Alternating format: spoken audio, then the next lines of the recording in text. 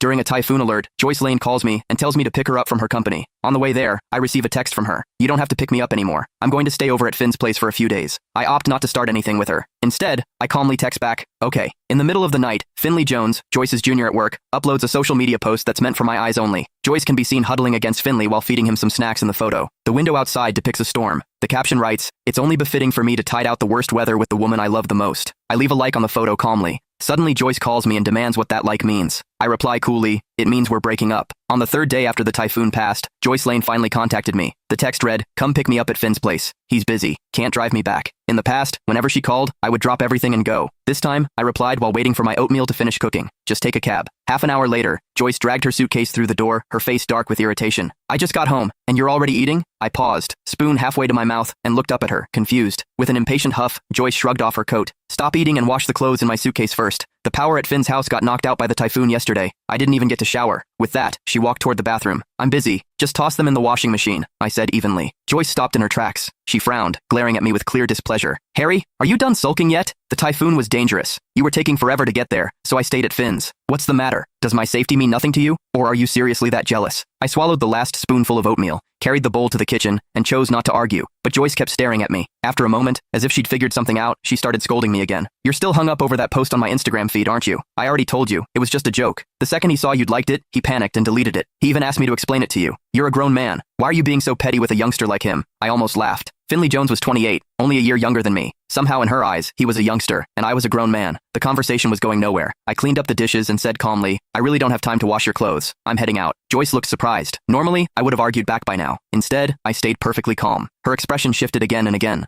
Just as I stepped out of the living room, she suddenly walked up and kissed me. "There. Happy now?" Joyce shot me a proud, almost smug look, as if my emotions were entirely under her control. I instinctively pushed her away. A wave of nausea hit me. Even when Joyce was in the wrong, Joyce had never stooped to this, never tried to coax me with a kiss. Yet here she was, doing it for Finley's sake. Judging by the looks of it, whatever could have happened between them in those 3 days probably did. I casually wiped my face and headed to the door to change my shoes. Joyce stared at me in disbelief. "Harry, what's that supposed to mean? Are you disgusted with me?" "No," I replied, "just a bit of a germaphobe." Joyce was just about to lose her temper when my phone rang. My rideshare had arrived downstairs. Seeing me about to leave, she suddenly grabbed my arm. Her expression turned strangely flustered. "What's gotten into you today? Where are you going?" "Work." Joyce heaved a sigh of relief and said with a cold expression, "Cancel the ride. I'll drive you." Her car was a gift from me, yet she rarely ever let me ride in it. This sudden display of consideration was unprecedented. I was about to refuse, but she had already grabbed the keys from the entryway and walked ahead. Typical of her, she strode ahead with her usual assertiveness. Left with no choice, I canceled the ride and followed her downstairs. The moment I sat in the passenger seat, I noticed an animation sticker stuck to the dashboard. It read, "Boyfriend's exclusive seat." Joyce had always been meticulous, and she hated unnecessary decorations in her car. It was obvious who had stuck the sticker there.